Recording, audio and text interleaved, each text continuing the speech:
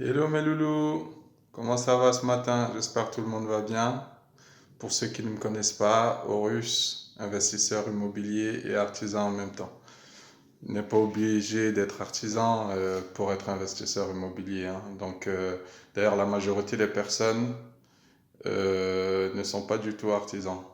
C'est juste, j'utilise la casquette d'artisan pour vous montrer un peu quelques spécificités dans ce domaine parce que bon, parfois on voit des vidéos nous montrant des gens à Miami ou autres endroits paradisiaques pour nous montrer qu'ils sont investisseurs immobiliers.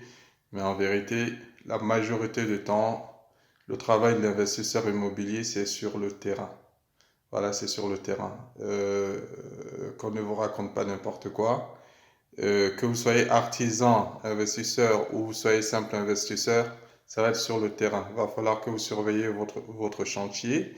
Vous ne pouvez pas vous fier seulement aux artisans parce que la majorité sont bien, mais il y a quelques-uns, il y a des brebis galeuses comme dans tous les corps de métier et ça peut vous coûter très très cher si vous faites juste confiance à vos artisans et vous laissez les chantiers comme ça. D'ailleurs, je m'en vais vous montrer quelque chose sur ce chantier que je suis en train d'avancer. Bon, si c'est terminé, il a commencé en début du mois, en début d'année. Donc, c'était quand le 1er janvier à peu près. Et donc là, il va se terminer, disons, vers le 15 février. Voilà. Et donc là, on a bouclé, on n'a pas bouclé, mais bon, on est déjà au niveau électricité. On a presque tout fait. Perçage, là, on est dans la chambre. On a tout fait, on a posé. Bon, ça ressemble à un labyrinthe, hein, mais on sait ce qu'on fait. Donc, on a tout posé, électricité dans la chambre, dans la salle de bain. Tout est fait, tout est posé. Bon, maintenant, il ne reste plus qu'à vérifier et après, tout fermer. Voilà. Donc là, bon, j'attends le plaquiste, il va venir, on va travailler ensemble, on va fermer tout ça. Et puis, euh, et puis bon, après, il va falloir travailler en haut pour des lumières l'éclairage qu'on va mettre en haut là. Donc, bon, ça c'est rien, ça va aller vite. Bon, ce que je voulais vous montrer aujourd'hui pour aller vite, c'est que vous voyez, ça c'est un appartement qui avait commencé à être fait,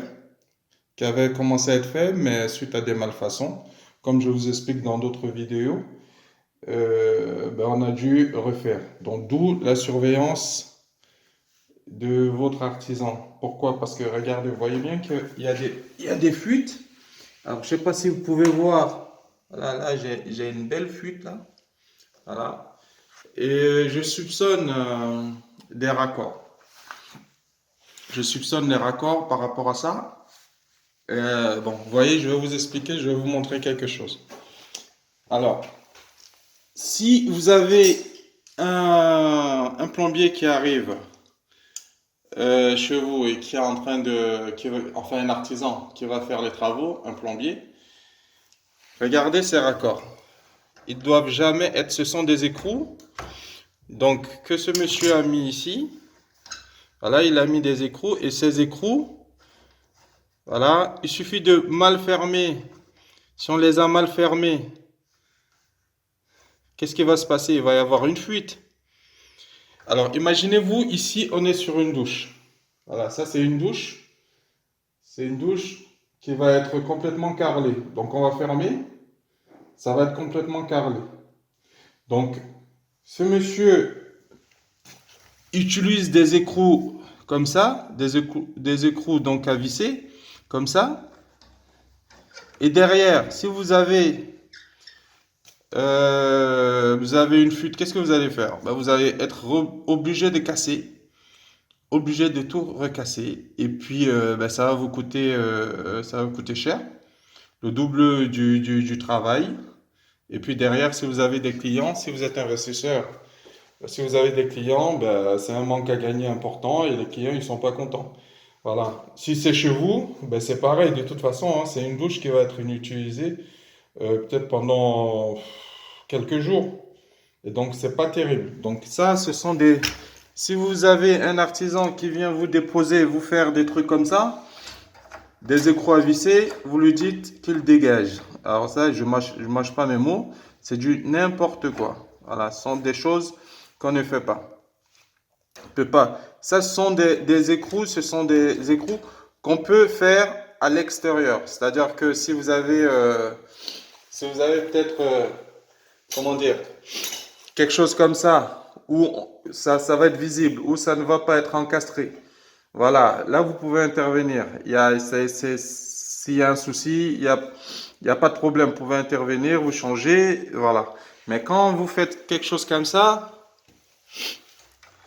c'est pas normal. Ça, c'est pas bien et c'est une catastrophe. Alors, ce qu'il avait commencé à faire, je pense qu'il a peut-être manqué d'argent pour. Il devait le savoir en plus, puisque regardez ce qu'il a fait. Ici, il a mis voilà, il a mis des raccords à visser. D'accord? C'est ce qu'on appelle de sertissage. Il a serti. Voilà. Donc ça peut pas bouger. Il n'y a rien. Il n'y a pas d'écrou ici. C'est comme si c'est soudé. Voilà. Et ça, c'est ce qu'il faut faire. Ça, c'est ce qu'il faut faire. Voilà. Je vous les montre. Voilà. C'est ça. C'est des raccords à sertir. Voilà. Ou alors des raccords à glissement qui sont utilisés avec cet appareil-là. Que j'utilise de temps en temps. Voilà. Ou alors